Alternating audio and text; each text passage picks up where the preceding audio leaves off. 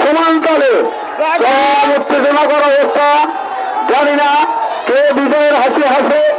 লক্ষ্য রাখুন প্রিয় দর্শক মন্ডলী, লক্ষ্য রাখুন জনতার বর্তমান ৭১-এর মা জননী, জনতার বর্তমান ৭১-এর মা জননী।